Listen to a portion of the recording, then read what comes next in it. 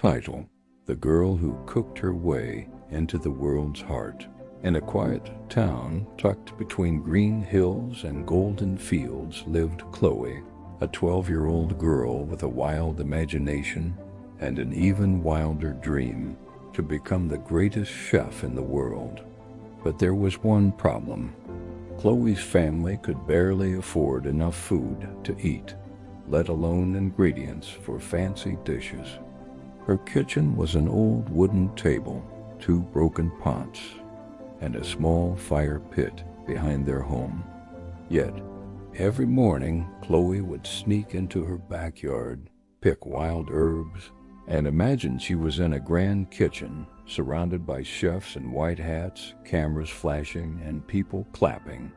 In her mind, she wasn't just Chloe from Meadow Street. She was Chef Chloe, the wonder cook of the world. One sunny afternoon, her school announced a World Chef Day competition. The theme? Cooking for kindness.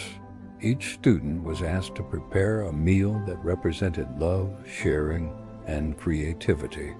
The winner would get a scholarship to the city's Culinary Academy, a dream beyond Chloe's reach. Excitement filled the classroom, but Chloe's heart sank. She had no money for ingredients and no fancy oven to bake with. Still, she refused to give up. That night, she whispered to herself under the stars, "Greater than a true chef doesn't need riches, only heart." So, Chloe gathered what she could find: leftover rice, wild vegetables, a handful of herbs, and a tiny scoop of flour. She worked under the moonlight, mixing, tasting, and adjusting. Her hands trembled, but her spirit burned strong. When the big day came, the school hall smelled of creamy soups, roasted meats, and sugary pastries.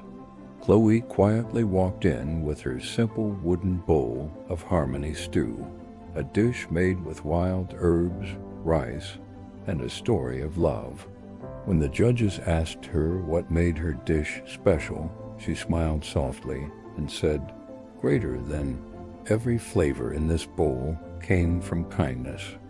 My mother taught me that food ain't tea about what is expensive, it is about what is shared."